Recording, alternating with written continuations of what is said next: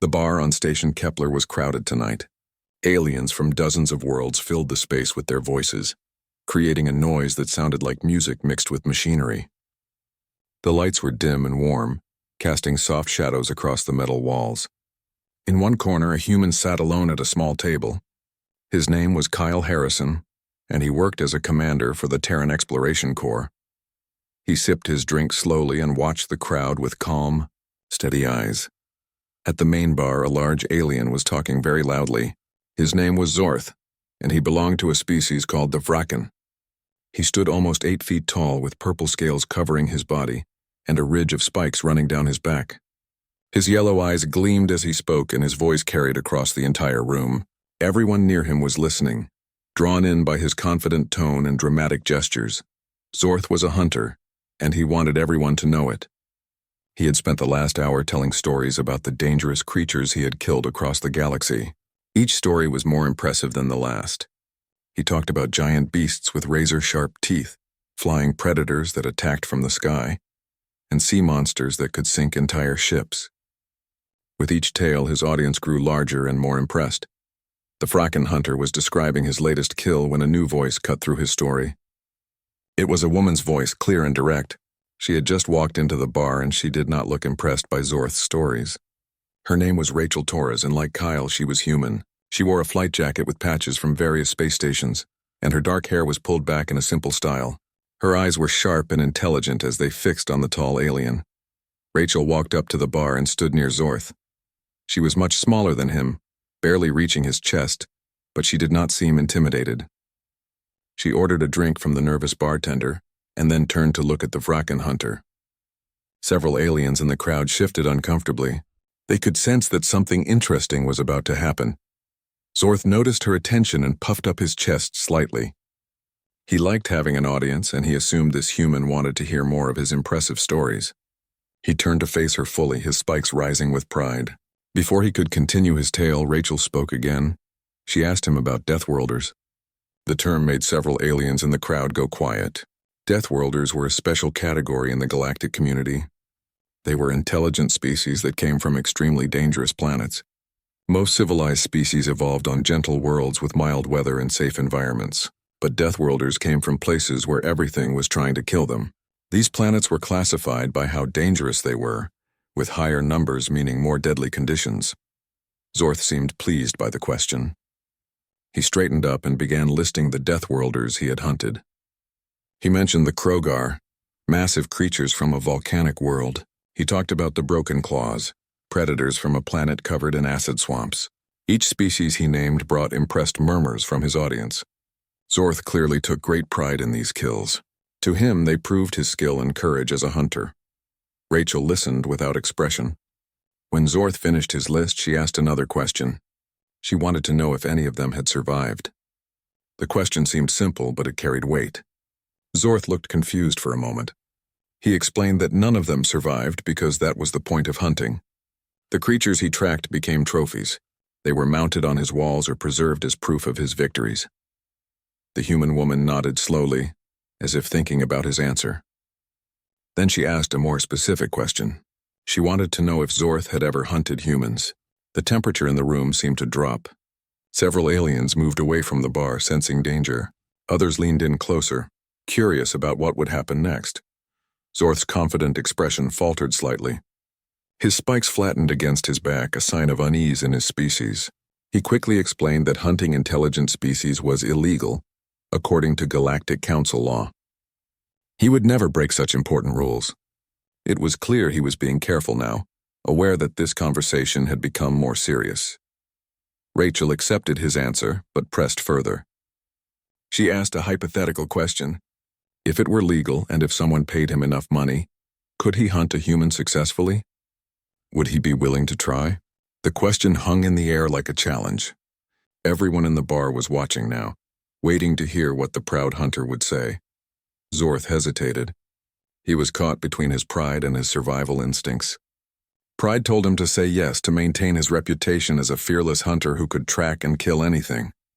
But something in the human woman's tone made him cautious. Still, with so many eyes on him, he could not back down without losing face.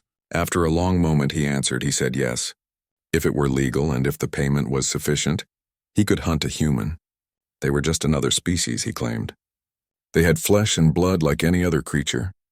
They might come from a harsh world, but that did not make them impossible to kill. He had faced dangerous prey before and always won. Humans would be no different. Rachel smiled, but there was no warmth in it. Her expression was cold and knowing. She told Zorth that she knew someone who had tried to hunt humans once. His name was Thrax, and he was a warlord from a species called the Krellin. She asked if Zorth had heard of him. The name caused a reaction in the crowd. Whispers spread through the bar. Everyone had heard of Thrax. His story was famous in certain circles, though not for the reasons Thrax would have wanted. Zorth's expression changed. His earlier confidence began to crack. He admitted that he knew of the incident. He called it unfortunate, his voice much quieter now. Rachel took a sip of her drink and leaned against the bar. She offered to tell the full story since Zorth seemed interested in hunting Deathworlders. She thought it might be educational. Her tone was casual, but there was an edge to it. Kyle watched from his table in the corner, a slight smile on his face. He knew exactly where this conversation was headed, and he settled in to watch his colleague at work. The bar had gone completely silent now. Even the background music seemed quieter. Every being in the room wanted to hear this story. They sensed that something important was being said, a lesson that might save their lives someday. Zorth stood frozen, no longer the confident hunter who had been boasting minutes before. His spikes lay flat and his eyes were fixed on the human woman with growing concern. Rachel began her story. She spoke clearly and calmly, making sure everyone could hear. She was about to teach the galaxy an important lesson about humans, and about why boasting about hunting them was a very dangerous mistake. Rachel stood at the bar with her drink in hand, looking completely relaxed. But everyone watching could feel the tension in the air. The Vraken hunter named Zorth had stopped his boasting. His full attention was now on the human woman who had challenged him so casually. Around them the crowd pressed closer, eager to hear the story she was about to tell. She began by describing Thrax. He was a Krellin warlord, she explained. The Krellin were a warrior species from a heavy gravity world. They were naturally strong and covered in thick armor plates that could stop most weapons. Their culture valued strength and combat above everything else. They believed that the strong had the right to rule over the weak. It was a simple philosophy that had served them well for thousands of years. Thrax had built his reputation through conquest. He controlled 12 star systems on the edge of galactic space. He ruled them through fear and violence. His warriors were loyal because they shared his belief in strength. His enemies feared him because he showed no mercy. For years, Thrax expanded his territory, crushing anyone who stood against him, but eventually conquering became routine. He wanted something new, something that would prove his superiority once and for all. That was when Thrax decided to hunt humans. Rachel paused here to let the words sink in. Several aliens in the crowd shifted nervously. They knew what was coming, or at least they thought they did. But Rachel was not finished setting up the story. She wanted them to understand exactly what Thrax had been thinking. Humans were relatively new to galactic society. They had only achieved faster-than-light travel 30 years ago. But in that short time, they had earned a dangerous reputation. Earth, the human homeworld, was classified as a Class 12 death world. That was the highest rating in the Galactic Council database. No other known species came from a planet rated higher than Class 10. This fact made humans interesting to someone like Thrax. He saw them as the ultimate challenge. But Thrax was smart enough to know he could not openly hunt humans. The Galactic Council had strict laws against attacking intelligent species, so he found a way around those laws. He identified a human colony on a moon called Serenity Harbor. It was located on the edge of Council space, far from major population centers. Thrax claimed that the humans had settled on land that belonged to his clan. He filed legal complaints and made territorial demands. When the humans refused to leave, he declared it a legitimate dispute and sent his warriors. The colony at Serenity Harbor was small. About 200 people lived there. They were mostly farmers and scientists studying the local environment. A few families with children had made homes there.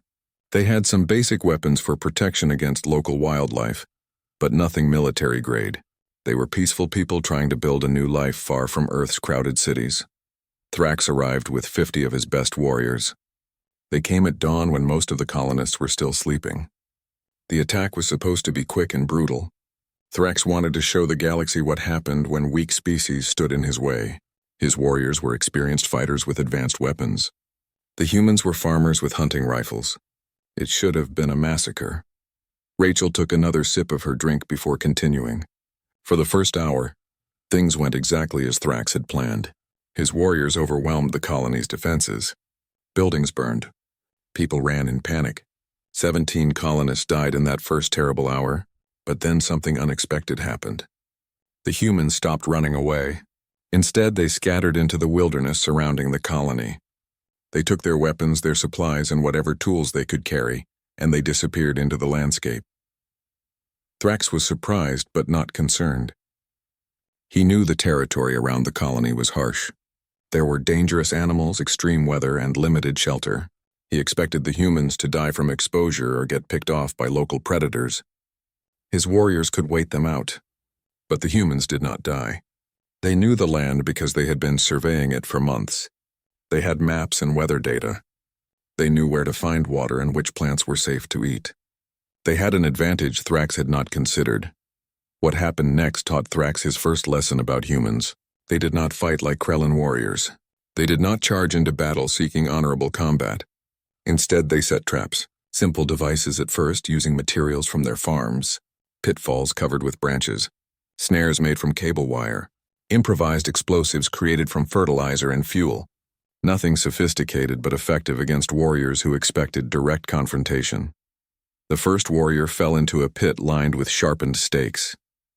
The second triggered an explosion that destroyed his armor. The third was caught in a snare that pulled him into the air, leaving him hanging helpless until his armor's weight broke his neck. One by one, Thrax's warriors began to fall, not in glorious combat but to traps and ambushes. It was humiliating and infuriating. Thrax became angry. Anger made him reckless. He sent his warriors deeper into the wilderness, determined to find and kill every last human. But the colonists were always one step ahead. They moved at night when Krellin thermal vision was less effective. They used the terrain to their advantage, staying in areas where heavy Krellin armor made movement difficult. And they kept setting traps, learning and adapting with each encounter. Kyle spoke up from his corner table. His voice was quiet but clear. He explained that humans were persistence predators. Their ancestors had hunted by chasing prey across vast distances until the animal collapsed from exhaustion. Humans were not fast or strong, but they never gave up. They could keep going when other species had to stop and rest. This trait was built into their biology and psychology. Giving up was not in their nature. Rachel nodded at Kyle's words and continued her story. For 3 weeks, the colonists led Thrax and his remaining warriors through the wilderness. The humans barely slept. They ate whatever they could find. They ignored pain and exhaustion. They just kept moving and fighting. Every night, another Krellin warrior would disappear. Sometimes Thrax found bodies. Sometimes he found only bloodstains and abandoned armor. The uncertainty was worse than the losses. His warriors began to fear the darkness and the silence. Thrax finally understood his mistake. He tried to retreat, to get back to his ship and leave the moon. But the humans had anticipated this. While Thrax had been chasing them through the wilderness, a small group of colonists had circled back to the landing site. They had sabotaged his ship, disabled his communications, and destroyed his supplies. When Thrax arrived, exhausted and desperate, he found himself trapped with no way to call for help. The final confrontation was not the glorious battle Thrax had imagined.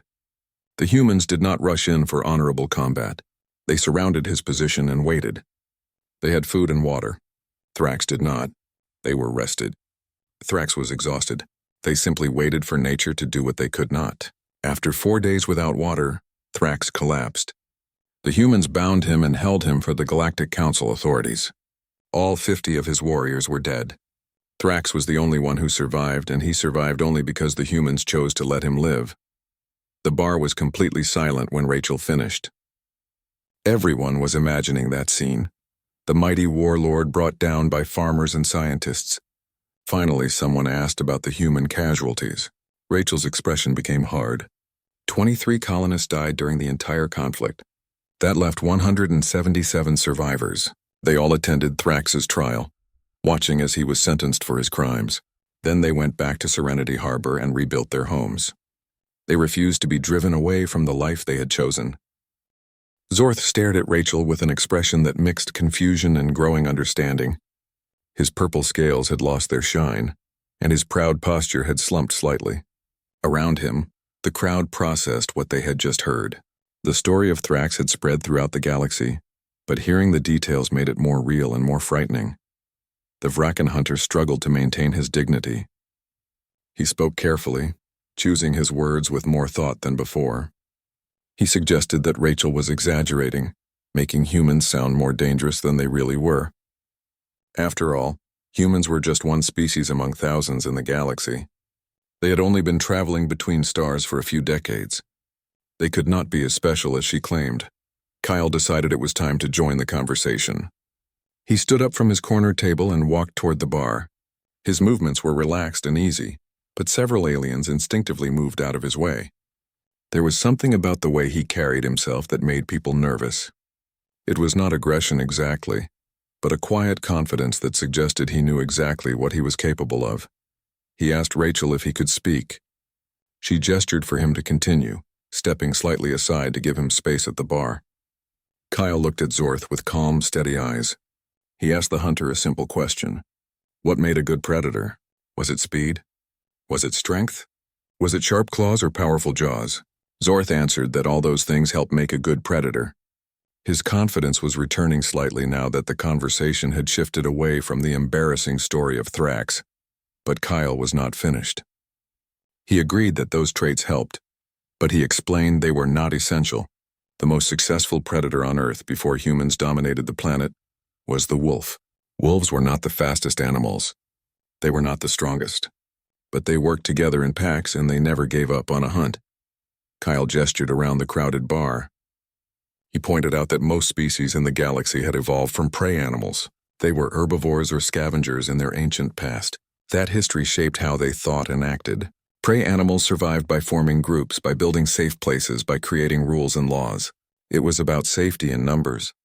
This behavior made perfect sense for species that had spent millions of years running from predators. A small alien near the front of the crowd objected. He said this was insulting. They were not prey animals anymore. They had evolved and built civilizations. Kyle raised his hand in a calming gesture. He explained that he meant no insult. Evolution left marks on every species. The instincts remained even after millions of years of civilization. When prey species faced danger, their first response was to run or hide or call for help. This was not weakness. It was a survival strategy that had worked for their ancestors. But humans, Kyle continued, had evolved differently. They were persistence predators who learned to work in packs. They were hunters who developed tool use to overcome their physical limitations. They were omnivores who figured out how to eat almost anything, which meant they could survive in environments where specialists would starve. And most importantly, they came from a world that constantly tried to kill them. Rachel stepped back into the conversation. She asked if anyone in the bar knew what a Class 12 death world really meant. A few aliens nodded, but most looked uncertain. She explained that the classification system measured how dangerous a planet was for life. Most civilized species came from worlds rated Class 3 or below. These were garden worlds with stable weather, gentle seasons, and relatively safe ecosystems. A Class 12 world was at the extreme opposite end of the scale. Earth had weather systems that could flatten entire cities. Winds so powerful they could lift vehicles and tear apart buildings. The planet had massive oceans that could swallow islands during storms. It had earthquakes that split the ground open. It had volcanoes that buried whole regions in ash. It had hurricanes, tornadoes, tsunamis, droughts, floods, and ice ages. And despite all this chaos, life had not just survived but flourished. Kyle added that Earth's ecosystem was based on constant competition. Everything tried to eat everything else. Plants developed poisons to avoid being eaten. Plant-eating animals developed ways to neutralize those poisons or avoid them. Predators evolved better hunting techniques. Prey evolved better escape methods. It was an endless arms race that had been going on for hundreds of millions of years. Every species was constantly adapting, improving, trying to survive. And humans, Kyle said quietly, were the species that won that arms race, not through physical superiority but through intelligence and adaptability. They learned to control fire when every instinct said fire was dangerous. They created weapons to kill prey that was faster and stronger than them. They developed complex languages to share knowledge. They planned for the future and learned from the past. Most crucially, they learned that giving up meant death, so they simply refused to give up. Zorth's scales had paled to a lighter purple. He accused the humans of trying to frighten him. Kyle shook his head. He was not trying to scare anyone. He was trying to educate. Zorth had stood in this bar and boasted about hunting Deathworlders. Rachel had asked a very important question. Did any of them survive? The answer mattered because it showed what kind of prey Zorth had been hunting. If none of them survived, it meant he had only hunted the weak ones. The ones who did not fight effectively. The ones who gave up. Rachel leaned forward, her voice dropping lower. She explained that humans did not give up. They could not. It was not part of their nature. When you trapped a human in a corner with no way out, they did not surrender. They fought. And if they could not win by fighting, they fought anyway because dying while fighting was better than dying on their knees. This was not bravery in the traditional sense. It was just how humans were built. Survival was everything, and giving up was the same as dying. She looked directly into Zorth's eyes. When he said he could hunt a human, what he was really saying was that he thought he could kill someone who had 10,000 generations of survivors behind them. Every human alive today was descended from ancestors who looked at a hostile world and decided to keep living. They came from a species that had domesticated wolves, climbed to the top of the food chain, and then built machines that let them leave their planet entirely. Kyle posed a final question to Zorth. Could he hunt a human? Maybe if that human was unprepared and alone. Maybe if he caught them by complete surprise. Maybe if he attacked before they realized they were in danger. But what if the human knew he was coming? What if they had time to prepare? What if they were fighting to protect something or someone they cared about? In that case, Kyle said, Zorth would no longer be the hunter. He would become the prey, and he would learn what it felt like to be hunted by a species that had perfected persistence predation over millions of years. A species that would track him without rest, learn his patterns, exploit his weaknesses, and never stop until either he was dead or they were. There would be no honor in it, no glory.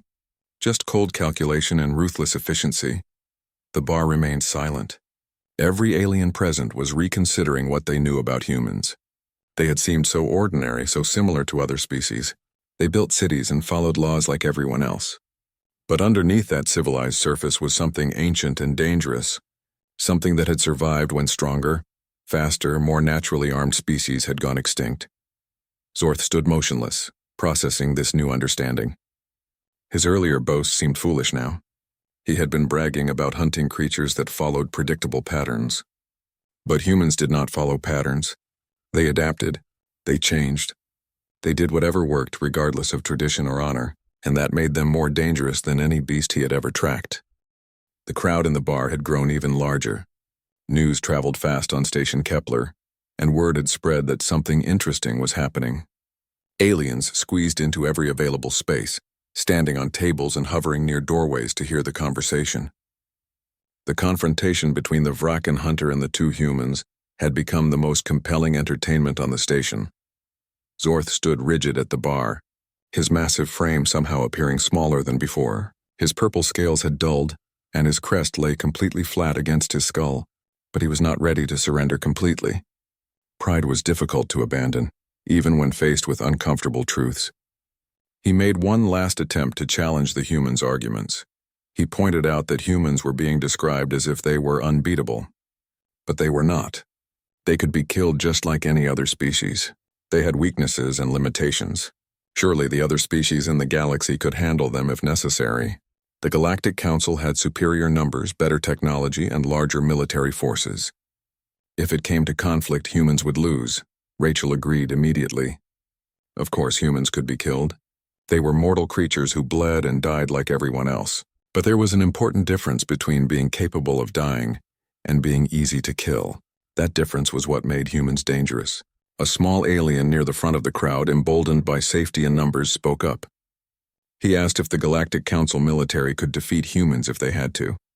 Kyle turned to address the question. His expression remained neutral and thoughtful.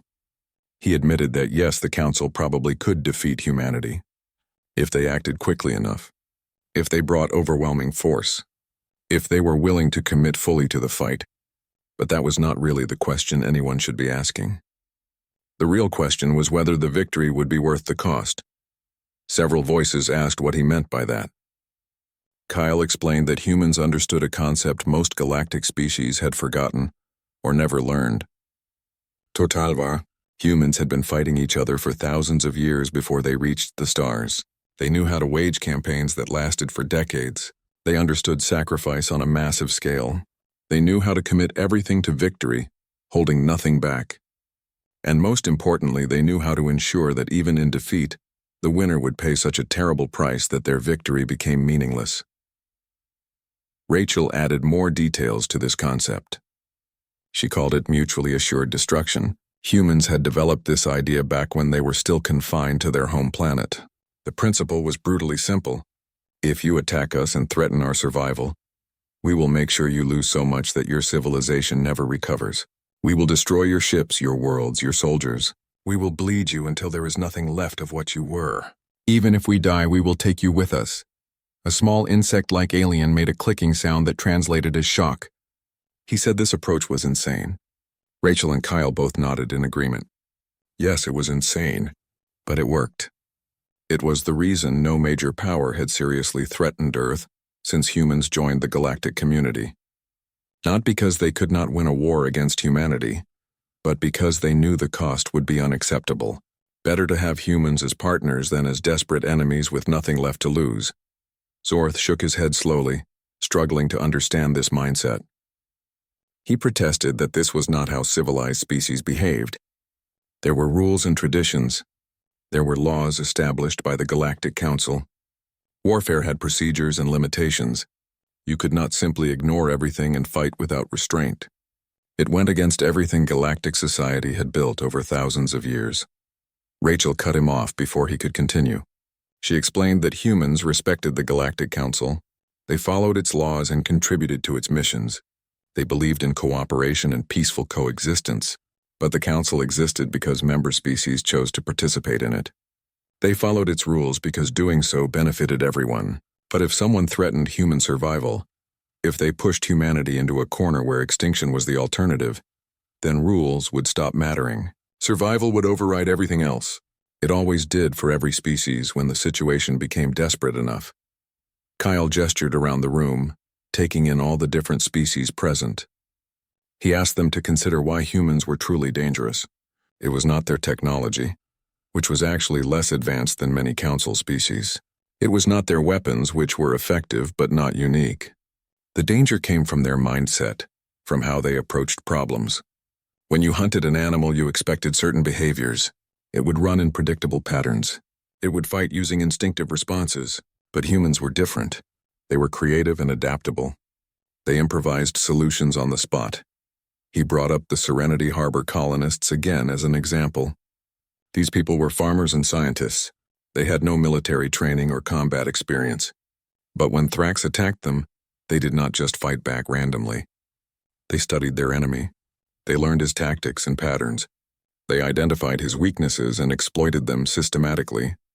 They turned his own nature as a warrior against him, using his expectations and traditions to trap him. Rachel expanded on this point. Thrax had expected honorable combat because that was how Krellan warriors fought, face-to-face battles. Tests of strength and courage, a warrior culture that valued glory and respected worthy opponents. But the humans did not care about any of that. They cared only about survival, so they used guerrilla tactics, ambushes, and hit-and-run attacks. They used psychological warfare to break his confidence. They did whatever worked, regardless of whether it was honorable or glorious. An alien near the back of the crowd spoke up, his voice uncertain. He said that fighting without honor seemed wrong. It felt like cheating. Kyle's expression hardened slightly. He responded that honor was a luxury afforded only to those who were not fighting for their lives. When you were protecting your family, your home, your species, honor became irrelevant. There was only winning and losing, living and dying. Nothing else mattered in those moments. He continued, explaining that this was not cruelty or evil. It was simply reality. Humans had learned over millions of years that survival required total commitment. Half measures got you killed. Playing by rules that your enemy did not follow got you killed. Being too proud to use effective tactics got you killed. So humans learned to do whatever was necessary. They learned to be practical rather than proud, efficient rather than honorable, and that practical efficiency had carried them through ice ages, plagues, famines, and countless wars. Zorth finally spoke again, his voice subdued and thoughtful. He stated that if he were to hunt a human, they would not fight him fairly. It was not really a question, more of an acknowledgement of reality. Rachel confirmed his understanding. No, a human would not fight fairly. They would not fight at all, not in the way he expected. They would study him first, learn his patterns and habits, find his vulnerabilities. Then they would strike when and where he was weakest, using methods he would not anticipate. She added one more critical point. Even if Zorth somehow managed to kill a human, the story would not end there. The dead human would have friends and family. They would have a government and a military. Humans did not forget when one of their own was killed. They did not forgive attacks on their people. Kill one human and you would have to deal with all of them. Because humans took care of their own. It was one of their most fundamental characteristics. Attack one and the rest would come for you. The cantina was absolutely silent. Every being present was imagining what it would be like to face a species that refused to follow normal rules of engagement. A species that treated war not as a contest of honor, but as a problem requiring a solution. A species that would use any means necessary to protect their own. The implications were terrifying for anyone who had considered humans as potential enemies or prey. Zorth looked down at his clawed hands. They had killed dozens of dangerous creatures across the galaxy. Those claws had torn through armor and hide. But looking at them now, he wondered if they would be enough against a human who had time to prepare. A human who knew he was coming. A human who was fighting for survival with the accumulated knowledge of thousands of generations behind them. He looked back at Kyle and Rachel, seeing them with new eyes. They were not particularly large or physically imposing. They had no natural weapons or armor. But underneath their civilized exterior was something ancient and dangerous. Something that had clawed its way to the top of the food chain on a planet that actively tried to kill everything living on it. Something that had survived when stronger species had failed. Finally, Zorth spoke clearly and firmly. He said he understood now. He would not hunt humans. It was not worth the risk. More than that, he was beginning to understand that his entire approach to hunting had been flawed. He had been seeking glory and trophies, treating intelligent beings as objects to be collected.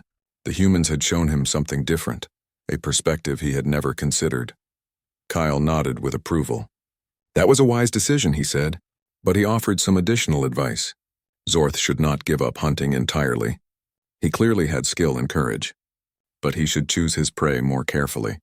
He should consider that the best. It was called conservation hunting. The idea was to track and study animals without killing them. Some of the best human hunters never fired a weapon at their prey. They simply observed and learned. This approach was actually more challenging because the goal was to get close to dangerous creatures without being detected. It required, Gray Rachel suggested, an alternative approach to hunting that many humans practiced. Tier skill and patience than simply killing from a distance. Zorth considered this concept carefully. Hunting without killing seemed strange to him at first. His entire identity was built around the trophies he had collected. But as he thought about it, he began to see the appeal. Killing a creature gave you one encounter, one moment of victory, but studying it without killing allowed you to hunt the same creature multiple times. You could learn more about your prey when you were not focused solely on ending its life. The challenge would be greater, and the knowledge gained would be more valuable. The tension in the cantina began to ease. The confrontation had reached its natural conclusion. Zorth stood tall again, but this time his posture reflected thought rather than arrogance. He extended one of his large clawed hands toward Kyle in a gesture of respect. He admitted that he had come to the bar tonight to boast about his accomplishments. But he was leaving having learned something far more valuable than any trophy. He would not hunt Deathworlders anymore, at least not to kill them. And he certainly would not hunt humans, hypothetically or otherwise. Kyle shook the offered hand, noting the strength in Zorth's grip, but also the newfound respect in his eyes. The crowd gradually began to disperse, returning to their drinks and conversations. But the atmosphere had changed. There was a new awareness in the room, a subtle shift in how the non-human patrons viewed humans. They were no longer just another species in the galactic community. They were survivors from a world that had tried very hard to kill them, and that history mattered. A young alien approached the bar hesitantly. She was a Quellan, a species known for their intelligence and curiosity. Her name was Lisa, and she identified herself as a student of xenobiology. She had been studying human psychology for her academic thesis. She asked if she could speak with Kyle and Rachel for a few minutes. They agreed, and she perched on a nearby stool with the quick, nervous movements typical of her species. Lissa explained that she found humans fascinating precisely because they were so contradictory. Most species had predictable behavioral patterns that made sense within their evolutionary context, but humans seemed to embody opposites. They were cooperative but also competitive.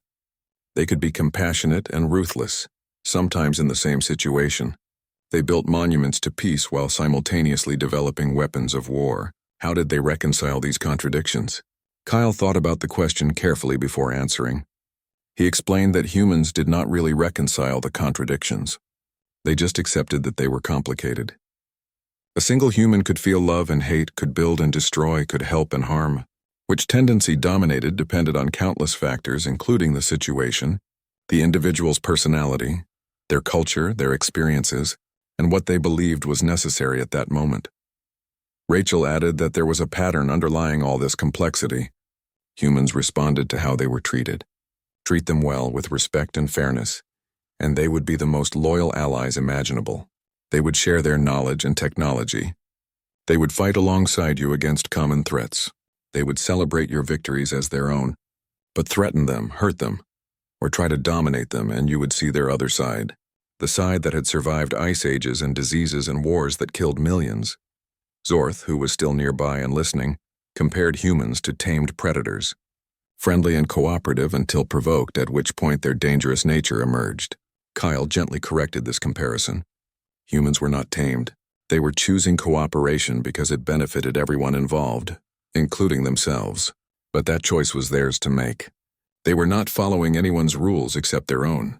The Galactic Council worked as a system because humans agreed with its basic principles, not because the Council had power over them. Lisa made notes on her electronic pad, her antenna quivering with interest. She remarked that this was a subtle but important distinction.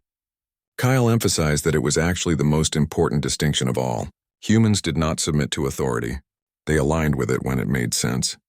They partnered and collaborated, but they did not bow to anyone. Human history was filled with rebellions against tyranny, revolutions against oppression. They had overthrown kings, emperors, and dictators throughout their past. The moment someone tried to dominate them, they pushed back instinctively. Lisa asked if humans would push back even if it meant their own destruction.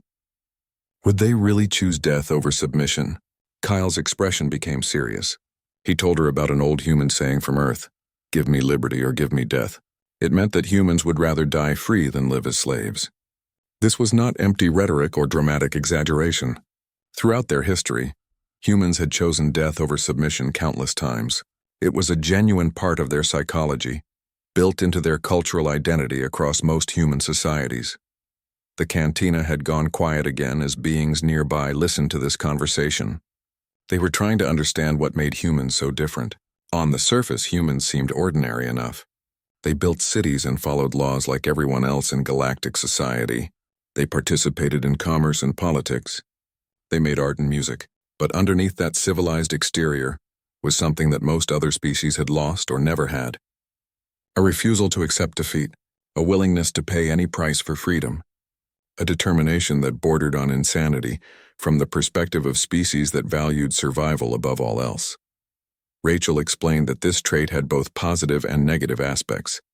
It made humans difficult to conquer or control, which was good for humans but problematic for anyone who wanted power over them. But it also made humans incredibly reliable as allies. When humans committed to something, they followed through. When they made promises, they kept them.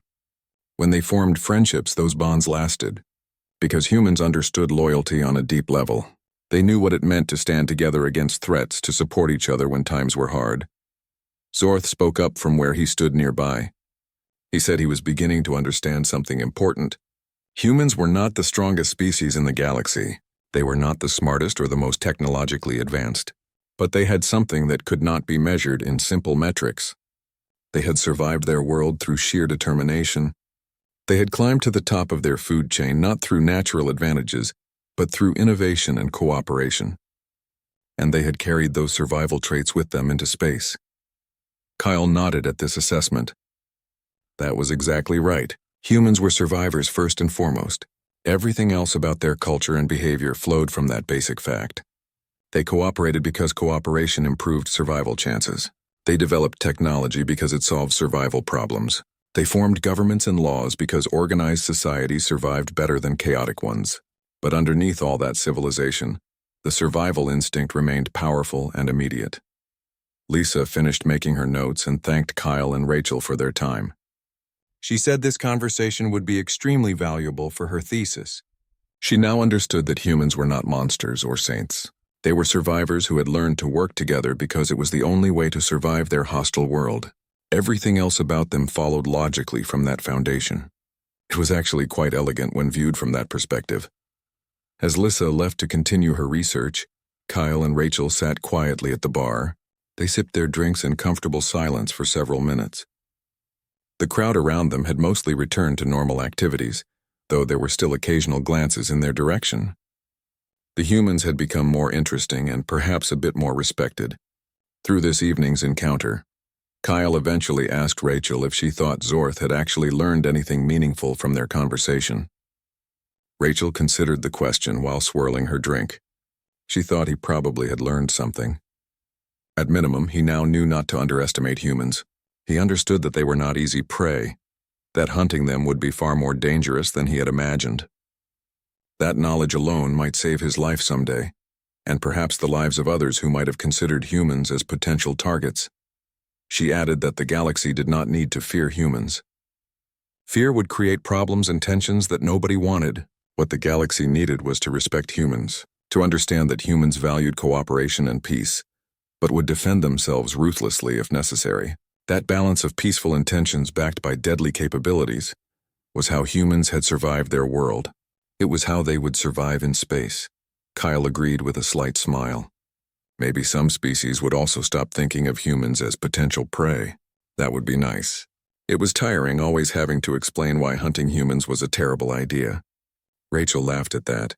It was a fair point. Perhaps word would spread after tonight. Perhaps other beings would hear about this conversation and... The evening continued at the cantina on Station Kepler, but the atmosphere had permanently shifted. Word had spread throughout the station about the conversation between the Vraken hunter and the two humans. Beings who had not witnessed it directly heard the story from those who had. With each retelling, the lesson became clearer. Humans were not a species to be taken lightly or underestimated. They were survivors from a world that had tried to kill them for millions of years, and they had won that fight. Kyle and Rachel remained at the bar, finishing their drinks and enjoying the relative peace that had settled over the room. They had not intended to give a lecture on human nature tonight. They had simply come for a quiet drink after a long day of work. But Zorth's boasting had created an opportunity to educate some of the galaxy's citizens about humans. Both of them understood the importance of managing expectations. If other species understood humans better, there would be fewer dangerous misunderstandings in the future. Zorth approached them one more time before leaving the cantina. His earlier arrogance had been completely replaced by thoughtful respect. He thanked them for the lesson, acknowledging that he had been foolish to boast without truly understanding his subject.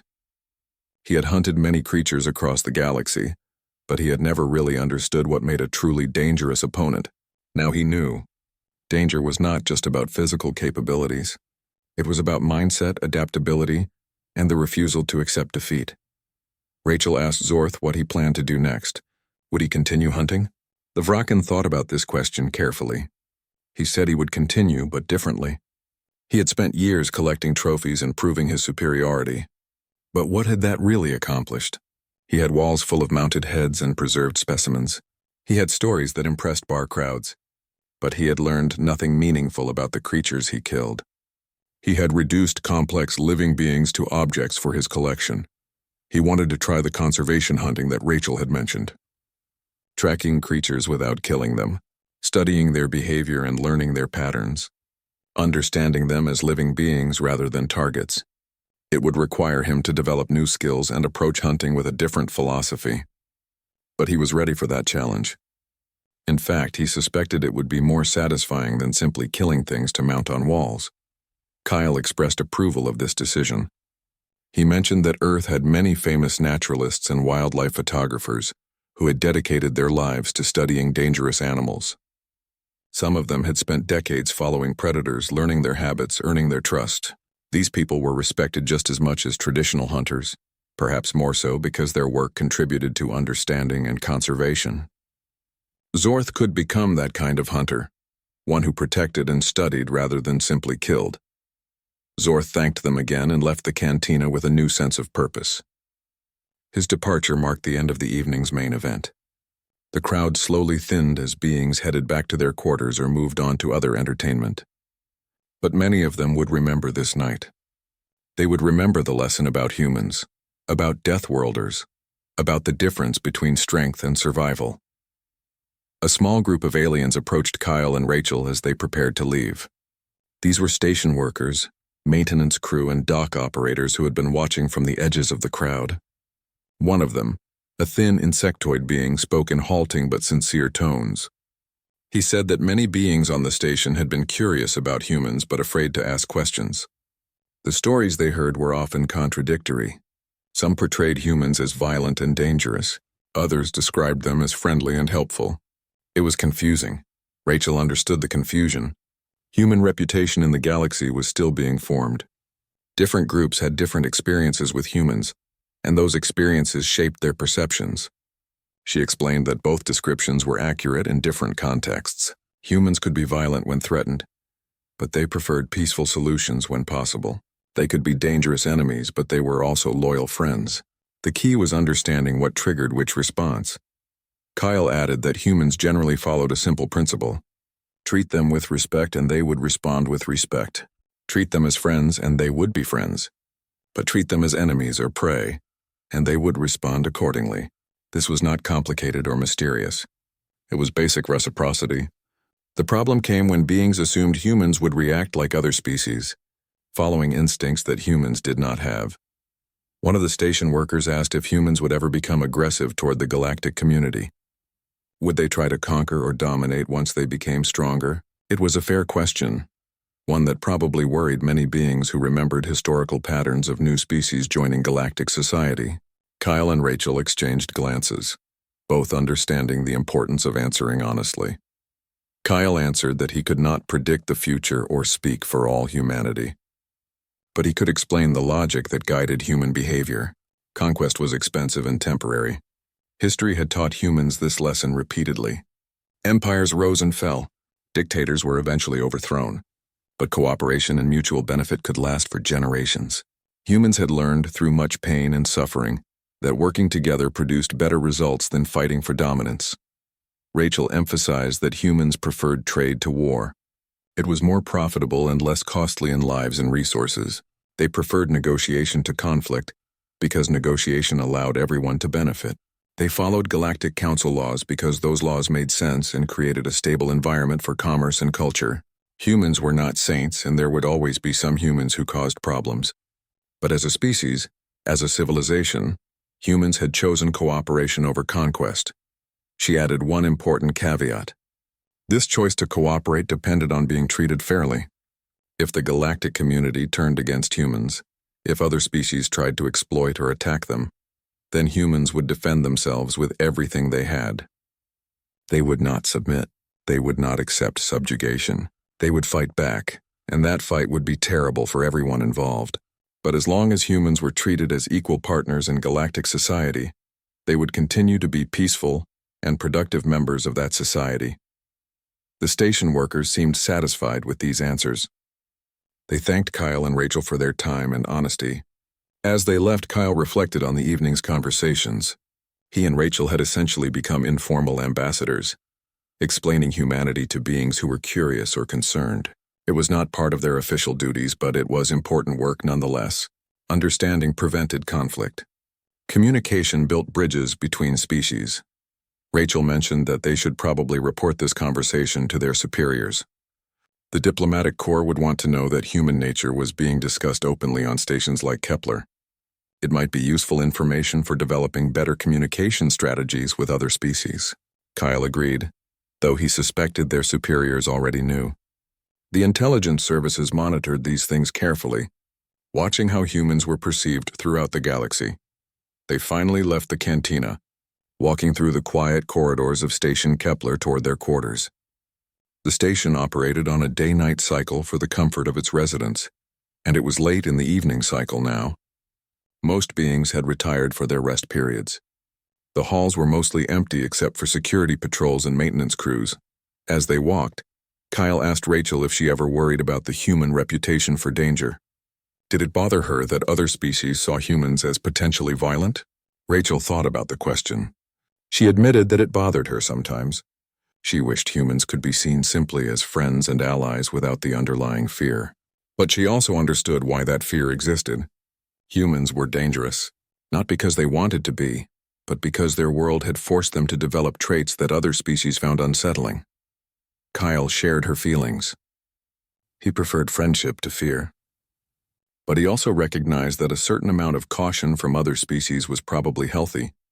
It prevented misunderstandings. It made beings think twice before threatening humans.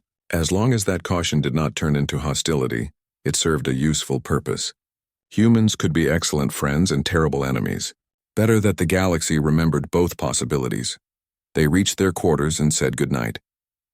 As Kyle entered his room and prepared for sleep, he thought about the evening's events. Zorth had learned an important lesson about underestimating humans. Lissa had gained valuable research material for her thesis. The station workers had received honest answers to their concerns. And perhaps, just perhaps, word would spread that humans were complicated beings who valued cooperation, but would defend themselves fiercely if necessary. In the galactic community, humans were still newcomers.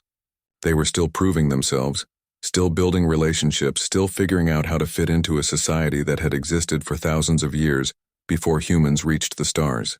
But they were making progress. One conversation at a time, one relationship at a time, they were showing the galaxy what humanity meant. They were survivors who had learned to work together. They were innovators who solved problems creatively. They were loyal,